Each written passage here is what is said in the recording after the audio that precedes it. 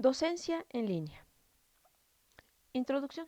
La presencia docente en un entorno educativo en línea se establece cuando se diseña el curso, cuando se facilita el aprendizaje del estudiante, guiándole y dándole apoyo de forma directa, contribuyendo así a darle más sentido al aprendizaje y pertenencia a una comunidad, por lo que una presencia docente acaba siendo el elemento vinculante que permite cultivar una verdadera comunidad de aprendizaje.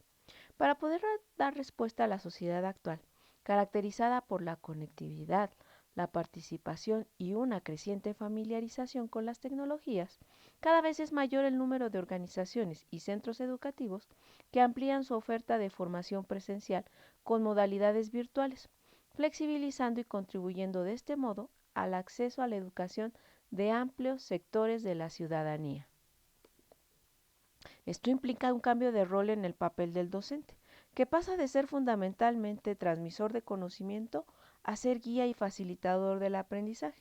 También significa un cambio de rol en el alumno, que pasa de ser principalmente receptor de conocimiento a ser protagonista de su propio aprendizaje. Para poder conseguir dar este paso de forma exitosa, no solo es necesario que el docente sea un experto en su área de conocimiento, sino que también debe ser capaz de conseguir a través de la comunicación mediada por las tecnologías, guiar, motivar y sostener el aprendizaje de los alumnos y crear así una comunidad de aprendizaje en la que todos participen y aprendan.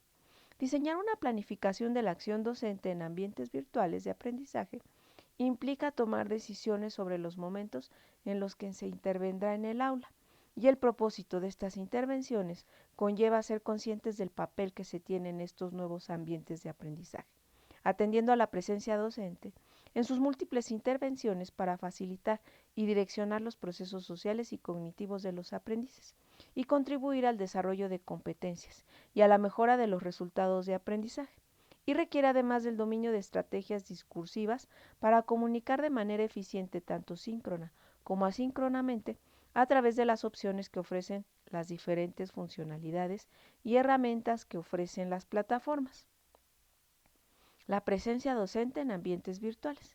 El término de presencia docente se define como el diseño, facilitación y dirección cognitiva y social de proceso con el propósito de obtener resultados de aprendizaje significativos y educacionales realizables a través de acciones personalizadas significativas.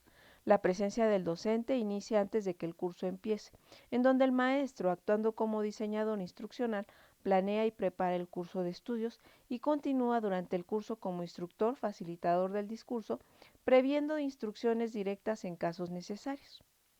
Puede resultar paradójico hablar de la presencia del docente en ambientes virtuales, ya que tendemos a relacionar presencia con presencialidad, y justo en la educación en línea, salvo en modelos de aprendizaje híbrido o mixto, esta presencialidad no existe, es inexistente. Garrison y Anderson 2005 nos definen esta presencia docente como el conjunto de actividades que realiza el profesor integrando la presencia cognitiva y la presencia social para crear y mantener un entorno educativo dinámico. Mediante la presencia social, el docente propicia un clima de confianza y cercanía entre los participantes, de modo que se sientan parte de la comunidad de aprendizaje. De esta forma, el alumno siente el necesario grado de confort y seguridad como para ser capaz de expresar sus ideas en un contexto colaborativo. Pero esta presencia social en sí no es suficiente, sino que tiene que venir acompañada de la presencia cognitiva necesaria para conseguir un ambiente adecuado, donde los alumnos puedan desarrollar habilidades de pensamiento de orden superior, relacionando, construyendo y creando conocimiento a través de sus interacciones en este ambiente virtual. Es importante reflexionar sobre esta presencia del docente en línea, ya que el aula virtual también tiene que ser cuidada, igual que en la enseñanza presencial, para propiciar este ambiente cálido de aprendizaje, donde los alumnos colaboren y progresen en su aprendizaje y donde la ausencia de comunicación presencial no sea un obstáculo para crear sinergias entre alumnos geográficamente distantes.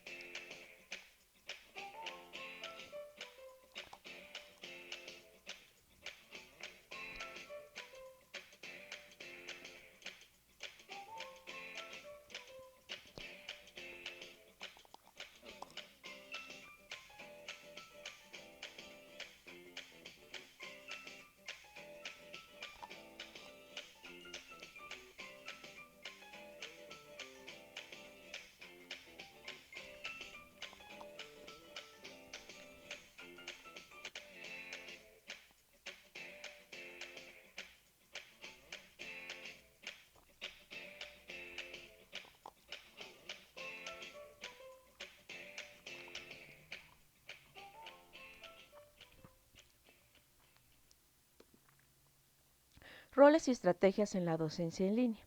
Así el docente que desarrolla su actividad fundamentalmente a través del entorno virtual debe revisar de manera frecuente qué es lo que está sucediendo en el aula virtual, si está conectado de forma permanente y hablar solo cuando lo considere más oportuno.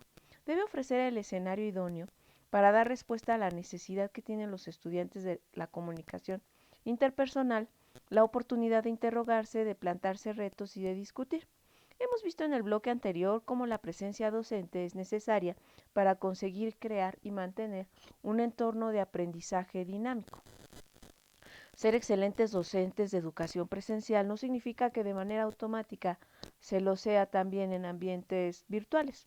Esta transición requiere una transformación de la práctica hacia funciones que favorecen la creación de condiciones facilitadoras y la construcción de un clima propicio al desarrollo armonioso del proceso de aprendizaje.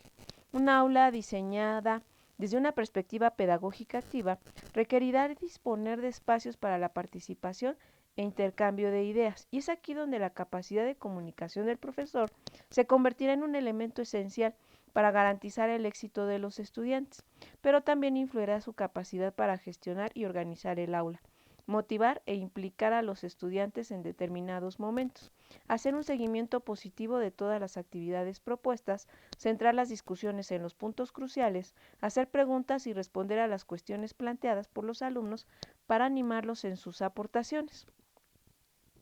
5 tips para facilitadores online. 1. Planifica un plan de comunicaciones construido antes de que comience el curso. Ayuda a recordar qué hacer y cuándo hacerlo. 2. Usa un modelo. Un modelo es una forma de ver el mundo. Por ejemplo, el modelo de Gilly Salmon es un modelo de andamiaje que ayuda a los facilitadores a saber y planificar lo que deben hacer a medida que un curso se desarrolla con el tiempo. 3. Usa rompehielos. El objetivo de los rompehielos es reducir la ansiedad y promover las interacciones, presentarse, incluir actividades que no estén en el curso. 4. Atento a la motivación del alumno. Dales buenas razones para participar. Si están aburridos o no están motivados, interviene para que no afecte al resto del grupo.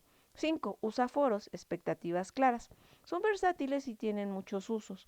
El objetivo de los foros que hay en el curso debe ser claro. ¿Qué se espera de los estudiantes?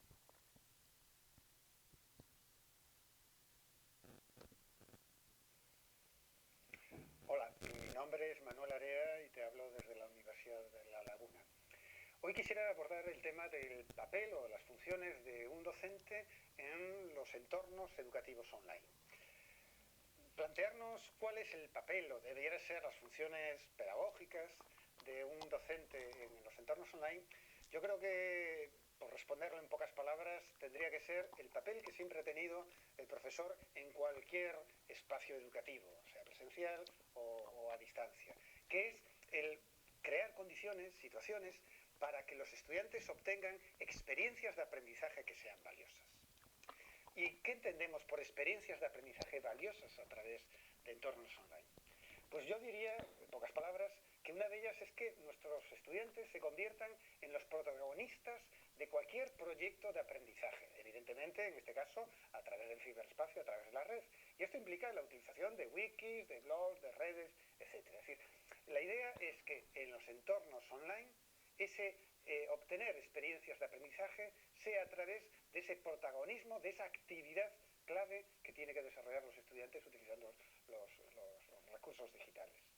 Una segunda idea es que los alumnos sean los creadores del conocimiento, los creadores de cualquier contenido de información y a la vez los creadores de los objetos digitales que integran o incorporan ese contenido, ese conocimiento. Y esto significa que nuestros estudiantes tienen que generar y plantearles tareas para que elaboren textos, que elaboren hipertextos o documentos hipertextuales, que adopten formato de imágenes, de audiovisuales, que sean incluso objetos digitales físicos, como pueden ser los robots, aplicaciones o apps para software educativo, etcétera. Es decir, que nuestros estudiantes sean protagonistas no solo de aprendizaje a través de la red, sino de creación de, como digo, de contenidos y objetos digitales.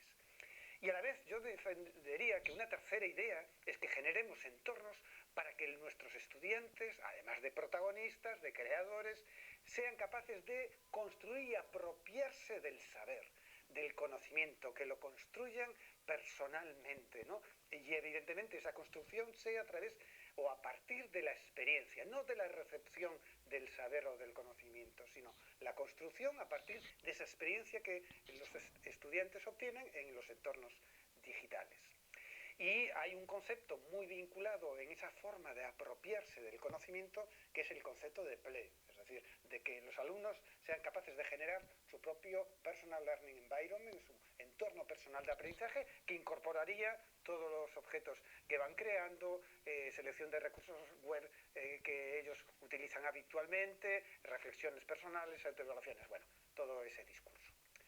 Voy ahora a plantearles tres metáforas obtenidas del propio ciberespacio para definir de algún modo esas funciones o papel del docente en entornos online. Tres metáforas. Una de ellas vendría a ser que el docente, el profesor, la profesora, tiene que ser el creador, el generador de sus propios materiales didácticos digitales. Y esto, la metáfora nos diría que es que actúe como una especie de DJ que remezcla, el remix, que está muy de boga también en la cultura ciberespacial, que remezcla ya objetos digitales, informaciones, contenidos que él se encuentra, pero que los remezcla de tal modo que genera ese material didáctico adaptado a las características y necesidades de sus propios estudiantes o de su propio proceso educativo, ¿no? Y esto, como digo, implica el tiempo de dedicar a buscar aquellos vídeos, aquellos blogs, aquellas lecturas, aquellos objetos que pueden tener un potencial interés para incorporarlos a su entorno digital, ¿no? Es la metáfora del docente como un DJ. Construye su música propia, personal, adaptada a su audiencia, a partir de las músicas creadas por otros. Una segunda metáfora es el profesor como lo que se conoce actualmente como un curador de contenidos, el content curator, ¿no? Que vendría a ser ese experto, en este caso el profesor, que filtra información que considera valioso para su audiencia, filtra información para sus alumnos de lo muchísimo que se está publicando, produciendo en la red. Este es uno de los problemas importantes que tiene el trabajar en el ciberespacio. Hay tanta información que a un estudiante le cuesta decidir y saber cuál es la información valiosa de la irrelevante, ¿no?, para ciertos propósitos. Por tanto, la tarea del profesor como content curator sería precisamente filtrar aquel contenido valioso para procesos de aprendizaje. Y la tercera metáfora tiene que ver el docente como una especie de community manager, también otro concepto muy, muy en boga actualmente. En este sentido es que el entorno virtual no sea solo un sitio donde el alumno se encuentra información colgada, publicada por el profesor, sino de algún modo sea también una comunidad donde se discute, se participa, se intercambia información, hay mucha interacción social. Por tanto, el profesor, un papel clave en la docencia online es animar, estimular, hacer que esa comunidad virtual, esa red personal, más que personal, esa red social de aprendizaje de los estudiantes de un determinado curso, materia o titulación esté en constante intercambio y fluidez comunicativa. Voy a ir acabando, ¿no?, para centrar, y voy a ofrecerles, en función un poco de mi experiencia, de mi conocimiento, cuál sería el decálogo de las tareas, de las funciones, del papel de un profesor en los entornos online. No olvidemos que ese entorno online lo debemos de entender básicamente como un entorno donde hay tres grandes tipologías o dimensiones de aspectos que configuran dicho entorno o espacio de aprendizaje. Es decir, tiene que haber actividades electrónicas que tienen que cumplimentarse, tiene que haber contenidos en distintos formatos multimedia y tiene que haber, como digo, mucha comunicación social. Teniendo en cuenta, digamos, esta estructura básica de un entorno educativo, ¿cuál sería ese decálogo de las tareas del docente online? Bueno, pues sería el profesor, profesora, tiene que generar espacios de comunicación para que los estudiantes puedan hablar e interaccionar. Y esto significa que permanentemente tiene que estar en flujo constante, foros de debate en ese espacio virtual, en la medida posible también chats o videochats o videoconferencias o encuentros o hangouts, como quieran ustedes denominar, en tiempo real. El correo electrónico, el email, no lo olvidemos, es una vieja herramienta pero muy potente para la comunicación. Por tanto, una primera tarea o del decálogo es: el profesor tiene que estimular y crear aquellas condiciones para que los alumnos estén constantemente comunicándose. Una segunda es que el profesor, profesora, tiene que plantear, generar tareas, actividades para que los alumnos hagan cosas diversas, ¿no? Que les estimulen cognitivamente, como puede ser leer, escribir, analizar información, buscarla, reflexionarla, intercambiarla, debatirla, valorarla. Tienen que ser actividades de diversa tipología cognitiva. A la vez tiene que, de algún modo, como tercera idea, estimular que esas tareas combinen unas de tipo individual con otras más colectivas. Las individuales pueden ser pedirles a los estudiantes que construyan sus diarios, sus blogs o algunos ensayos de tipo personal. Pero otras colectivas, que significa a lo mejor construir diccionarios, wikis, documentos conjuntos con otros compañeros o hacer evaluación compartida, etc. Una cuarta idea fundamental para este decálogo, un cuarto mandamiento, vamos a decirlo, es que el profesor ofrezca en el entorno virtual un calendario detallado de las tareas, acciones que tiene que desarrollar un estudiante. Un estudiante, cuando se encuentra con ese entorno, se encuentra perdido, y por ello es necesario ofrecer la guía del calendario que establezca temporalmente todas las acciones que debe desarrollar. Un quinto mandamiento es que cualquier acción, tarea que solicite el profesor en el entorno virtual tiene que ir acompañada por una guía, por un conjunto de recursos u orientaciones que explicitan, que le dicen al estudiante cómo debe ser el proceso de realización de esa tarea o esa actividad, ¿no? Tiene que ser, por eso, orientaciones precisas, paso a paso, para que el alumno se construya, digamos, el procedimiento para la ejecución adecuada de la tarea. Esas guías pueden adoptar formatos distintos, bien de texto de lectura o una videopresentación que explique y oriente el modo de realizarla.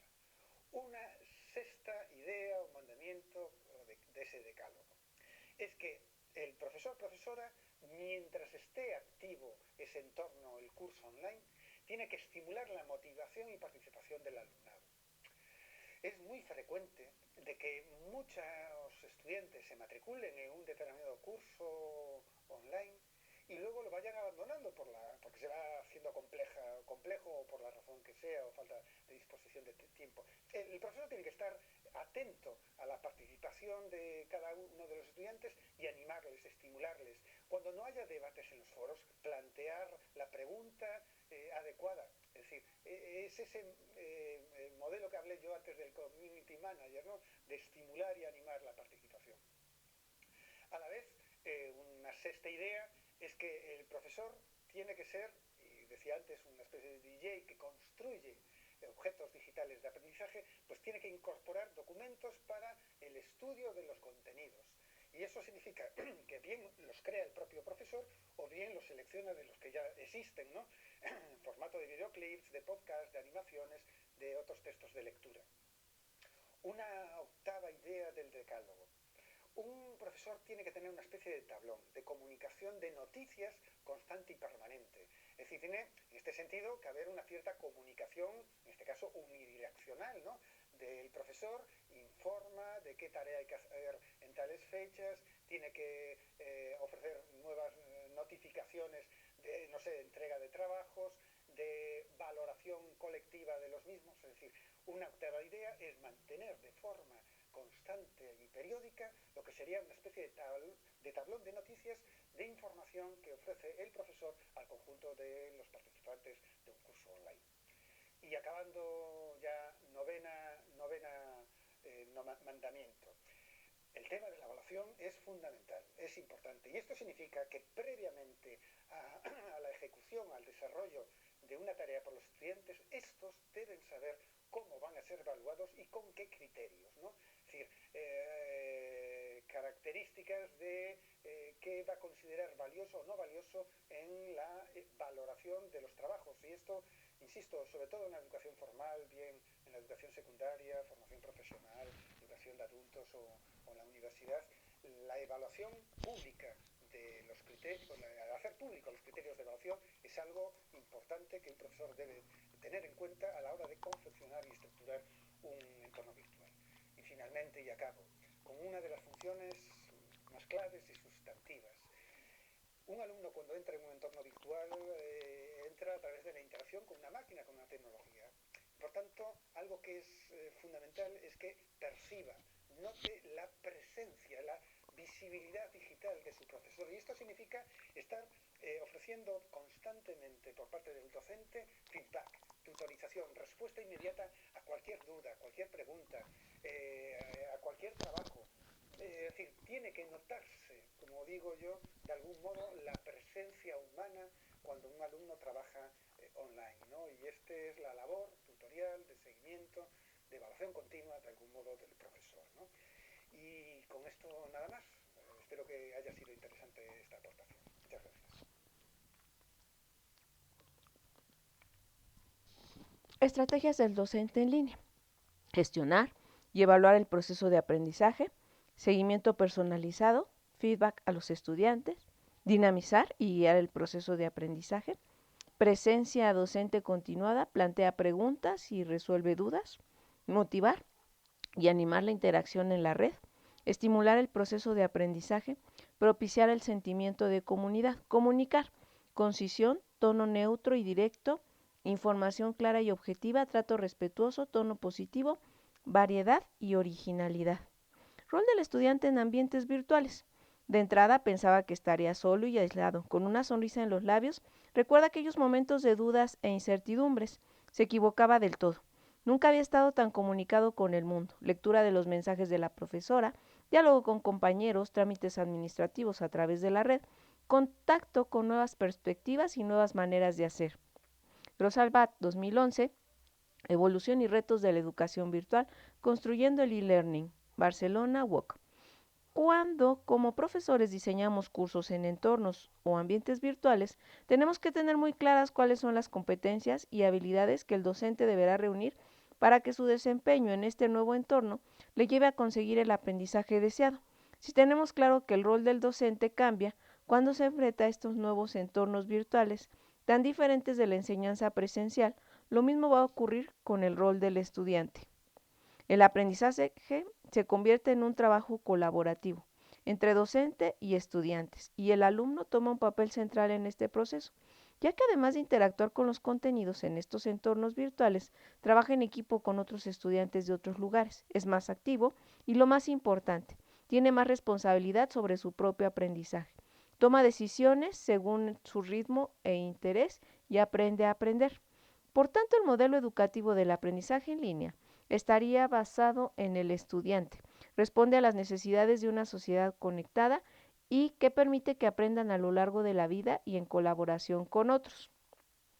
Se trata de crear una comunidad de aprendizaje que permita la construcción de conocimiento de forma horizontal, donde el protagonista es el alumno y el docente se convierte en un guía, acompañante y aprendiz. Pero ¿cómo se siente el alumno ante este nuevo reto que supone la enseñanza no presencial? ¿Qué nuevas responsabilidades y competencias tendrá que adquirir y desarrollar el alumno para que se pueda desenvolver con éxito en estos ambientes virtuales? Alumno virtual, características y responsabilidades. Cambio de rol. Decide el momento y el lugar en los cuales accede a los contenidos. Pasa de ser receptor pasivo de información a sujeto activo y motor de su aprendizaje. Debe conseguir un alto nivel de autogestión y motivación. Aprende con otros, es responsable de escuchar las ideas de los demás, interactúa con compañeros y profesor para consultar guías, dudas y construir conocimiento, simpatiza con la comunidad de aprendizaje y participa de actividades colaborativas. Cualidades: constante, generando hábitos de estudios ordenados y organizando su ritmo de trabajo. Responsable frente a las actividades y fechas de entrega, aliado de la tecnología y abierto a nuevos medios y oportunidades. Retroalimentación, feedback. Saber qué sabes y qué no sabes permite centrar el aprendizaje. Los estudiantes necesitan feedback apropiado sobre cómo lo están haciendo para sacar provecho de las asignaturas. Al empezar, los estudiantes necesitan ayuda para evaluar qué conocimientos tienen y en qué nivel de competencia se encuentran. En las clases, los estudiantes necesitan tener con frecuencia la posibilidad de recibir sugerencias de mejora y ponerlas en práctica. En distintos momentos de sus estudios y al acabar, los estudiantes necesitan tener la oportunidad de reflexionar sobre cómo han aprendido, qué tienen que seguir aprendiendo y cómo van a autoevaluarse. Promover y facilitar el aprendizaje y su autorregulación por parte de los estudiantes es uno de los retos que se nos presentan como docentes virtuales. Es importante que seamos capaces de realizar aportaciones útiles al estudiante que le permitan ver los problemas desde nuevas perspectivas, interviniendo en el proceso de aprendizaje y haciéndole reflexionar sobre el proceso realizado. Esto implica reflexionar en cómo se enfoca la enseñanza y el aprendizaje y en las relaciones entre los participantes, ya que serán elementos claves a la hora de conseguir procesos de retroalimentación eficaces que vayan más allá de los comentarios y la calificación. Consejos para un buen feedback. Estrategias, autoevaluación, coevaluación y rúbricas. Planificar el feedback antes de comenzar en función del número de estudiantes y del tipo de actividad. Cuándo, durante y al final de las actividades. Objetivos claros. Recordar lo que se pide en la actividad y los criterios de evaluación. Feedback formativo, propuestas de mejora y consejos. Individual o grupal, pero siempre personalizado. Canales, texto, escrito, audio, video. Comunidad de aprendizaje, aprender de la interacción con otros, diálogo entre estudiantes.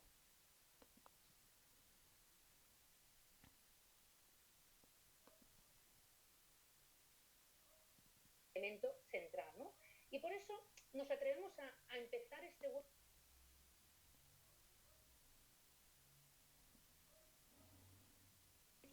que hemos organizado desde los estudios de Psicología y Ciencias de la Educación de la Universidad Oberta de Cataluña, conjuntamente con los demás estudios, y que se sitúa de pleno en el proceso de acompañamiento del estudiante, ¿no? Por tanto, en un momento en el que ya veis, o ya han llegado todos ustedes, ¿no? Las actividades. Por tanto, os encontráis ya de pleno, en pleno proceso de aprendizaje, en pleno proceso de actividades ya iniciadas. Este webinar lo hemos preparado con mucho entusiasmo, mi colega profesora Ana Espasa y yo misma, y os voy a presentar. La profesora Ana Espasa es profesora de los estudios de Psicología y Ciencias de la Educación y es también directora del máster de Psicopedagogía, y conjuntamente con ella dirigimos este grupo de investigación Fit to Learn, precisamente focalizado en temas de feedback, ¿no? Ella es doctora en Sociedad de la Información y el Conocimiento por parte de la UOC. Y en mi caso, en estos momentos, estoy dirigiendo los estudios de Psicología y Ciencias de la Educación, por tanto, soy como decana de esta facultad y también profesora de estos estudios, y soy doctora en Psicología por parte de la Universidad Oberta de Cataluña. Como les decía, ¿no? En estos momentos entendemos que, por eso antes de empezar queríamos situar, ¿no? que en estos momentos de acompañamiento, ¿no? En esta situación que estamos viviendo todos ahora, el feedback pasa a ser uno de los elementos centrales del proceso de enseñanza y aprendizaje. Lo es en cualquier momento, pero ahora, en una situación de emergencia, en una situación en la que estamos con distancia y a remoto con nuestros estudiantes de cualquier nivel educativo, el feedback pasa a ser un elemento central, ¿no? Y por eso nos atrevemos a empezar este webinar un poco provocando con esta idea de menos es más. Y ahora irán viendo a lo largo del webinar por qué empezamos con esta idea de menos es más. Mirad, empezamos diciendo, no es imprescindible que el feedback sea del profesor. No es imprescindible que el feedback se dé por escrito. No es imprescindible que sea muy extenso. Lo que es imprescindible y a lo que no queremos y no podemos renunciar es a que haya feedback. Y por feedback, fijaros, no nos referimos únicamente a una corrección, sino a una ayuda, a comentarios constructivos que ayuden sobre todo al estudiante a saber hacia dónde ir, que acompañen a este estudiante en este proceso, ¿no? Por tanto, nos atrevemos a decir, y por eso decía un poco de forma provocativa, menos actividades, más.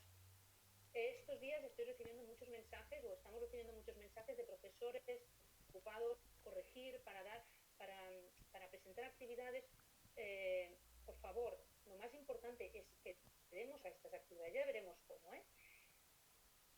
seguro que, y ustedes, ¿no? Que están en el día a día, podéis tomar esta metáfora, cada uno pues como se sienta mejor, ¿no? Pero estamos todos en un camino ya iniciado, ¿no? Y por eso este webinar se sitúa ya de pleno proceso con actividades iniciadas.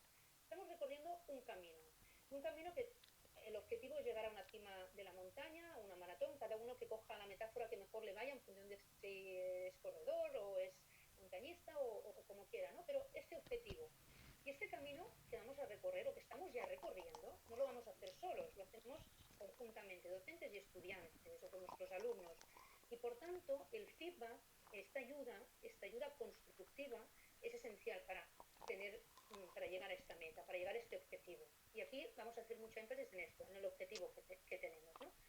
Por eso hemos estructurado este webinar básicamente en 7 puntos, que la primera parte situaré yo y después daré la palabra a la profesora Ana Espasa. Y fijaros, vamos a situar primero qué entendemos por feedback, cómo lo conceptualizamos, qué características tiene que tener, qué información debe contener, para pasar luego ya a en qué momento hay que dar el feedback, cómo debe darse, por tanto, qué estrategias, qué metodologías puedo utilizar para dar este feedback, cómo implicamos a nuestros alumnos y estudiantes para que realmente aprovechen este feedback. De nada sirve que demos mucho feedback si no planteamos actividades que ellos tengan que utilizarlo. Y en síntesis, ¿no? Un poco la pregunta que ya planteamos, ¿cómo podemos sacar el máximo provecho del feedback? Pues paso ya a este primer punto, ¿no? ¿Qué entendemos por feedback, retorno, retroacción en función pues, de la plataforma que estén utilizando? Aparecerá un concepto u otro, lo tomamos todo en el mismo bloque y básicamente entendemos que es clave del proceso de enseñanza. Los comentarios que vamos a hacer a partir de ahora no es que, bueno, es a partir de la literatura, pero sobre todo es a partir de la evidencia científica. Es decir, tenemos resultados empíricos que nos demuestran de la necesidad de plantearlo de esta forma. Entonces, el feedback debe proporcionar al estudiante esta información relevante sobre qué ha hecho bien y qué no, qué puede mejorar y sobre todo cómo puede hacerlo con el objetivo de ayudarle en esta regulación, ¿no? Por lo tanto, situamos el feedback como una ayuda, como una información relevante que facilitamos a nuestros alumnos para saber qué objetivos, qué competencias, esta meta que tenemos, esta montaña que tenemos que llegar, para saber qué objetivos ya ha logrado y qué le falta alcanzar, para saber qué puede hacer para alcanzarlos, regular y mejorar su proceso de aprendizaje y decidir reflexivamente dónde depositar sus esfuerzos. Esto lo podemos hacer tanto durante la realización de una actividad como después. Una cosa muy importante, fijaros, lo que hagamos lo situamos tanto podríamos decir, desde la educación infantil hasta la educación universitaria. Estos elementos, en función de los objetivos y las competencias que queramos desarrollar, los tenemos que ir situando a vuestra propia experiencia, pero en todos los niveles debemos plantear el feedback de la misma forma, siguiendo esta estructura que comentamos, ¿no? Veréis que en todos los apartados iremos destacando como un poco la idea fuerza, ¿no? Un poco como la idea resumen de ese apartado, ¿no? Y por tanto aquí, un poco el énfasis es decir, ¿nos centramos en corregir o nuestra fuerza es en ayudar para saber qué y cómo mejorar? Como os decía, esta idea de tengo mucho trabajo a corregir, tengo que corregir muchas actividades, veréis que lo que planteamos es precisamente ir un poco en contra de esta persona. Es mucho más importante que les demos elementos para saber qué y cómo mejorar, más que darles la corrección. Y veremos después cómo les implicamos en este proceso. Bueno, una vez sabemos ya qué es el feedback, cómo lo entendemos, qué características. La evaluación, estrategias e instrumentos. Es necesario diversificar los instrumentos de evaluación, dado que cualquier aprendizaje contempla diversos tipos de objetivos. Es preciso que los instrumentos de recogida de información sean múltiples y variados. Y las estrategias para analizar los datos y promover la regulación deben favorecer la autonomía del alumnado. Esto nos hace replantear la evaluación como un proceso centrado en el alumno y en el proceso de aprendizaje en sí mismo, evaluación formativa, y no solo en la evaluación final o sumativa con la que hasta este momento podríamos estar más familiarizados. Pero si este cambio en la evaluación es un nuevo reto para los docentes en entornos virtuales, también lo es para el alumno que aprende en estos ambientes, ya que hay una parte importante de compromiso personal, participación y reflexión necesarias en su proceso de aprendizaje, donde la evaluación y el feedback recibidos juegan un papel muy importante para ayudarlo en la mejora de sus aprendizajes. Desafíos de evaluación, diseño instruccional, medir cómo aprenden las personas, tecnologías de evaluación adecuadas, métodos y estrategias para mejorar el aprendizaje, métodos variados y portafolio, mapas conceptuales, discusiones en línea, uso de la tecnología, herramientas para monitorear, apoyar y evaluar, escalas y rúbricas de autoevaluación, revisión por pares y evaluación docente, aprendizaje, estrategias de aprendizaje basadas en la evidencia como enfoque de evaluación, uso de e-portafolio, feedback y feed forward, comentarios personalizados, regulares y significativos realizados por diferentes actores, retroalimentación para mejorar el aprendizaje.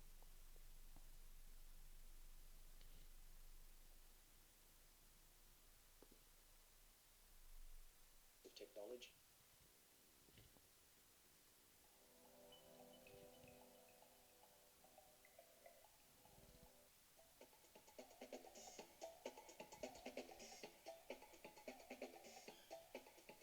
Over the next 3 years, I think the important aspects of technology are going to be in assessment, because assessment is the area which has been least studied in the use of technology.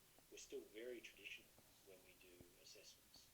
So what we're going to see over the next 3 to 5 years, I think, is a much wider use of e-assessment. So assessments that are done on the computers, assessments which are done fully online, assessments which are done on the students' own computers. We're going to see a lot more of that, both in Open University of Catalonia, but also in the traditional universities too.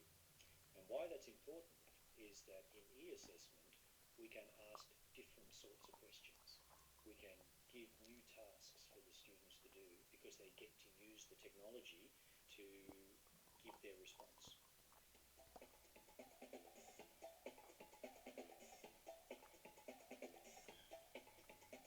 Peer-to-peer review and self-assessment are a critical part of higher education. One of the things that's important for students to understand is quality and standards. One of the ways they do that is through self-assessment. You know, how do I assess myself? So how do I know when I am giving a good response, a quality response? So I can analyze my own responses, but looking at my fellow students and looking at their responses also enables me to understand quality. So I think that's a really important part of assessment and also the learning activities.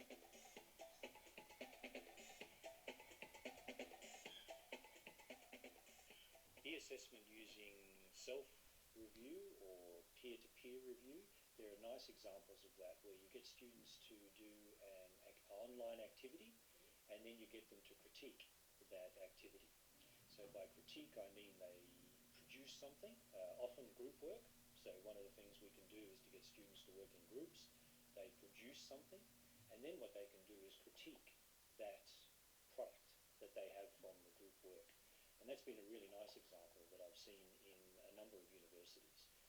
Why is that important? Because it enables students, first of all, to develop skills in working in a group, but then also to understand quality and standards by critiquing the object that they've just created as part of the group work.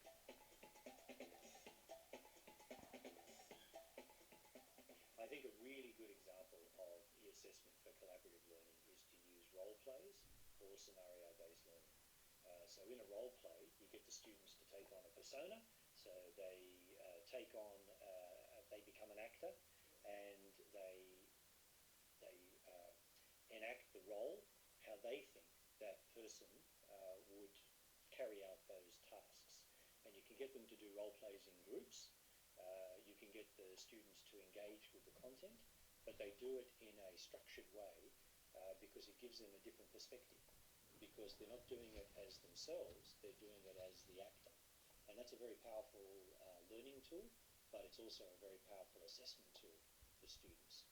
Because not only do they have to think about what they would do, they have to think about what would this persona do in that situation. So I think that's a really good example, and one that we should do a lot more of. We don't do enough role plays or scenario-based learning in universities.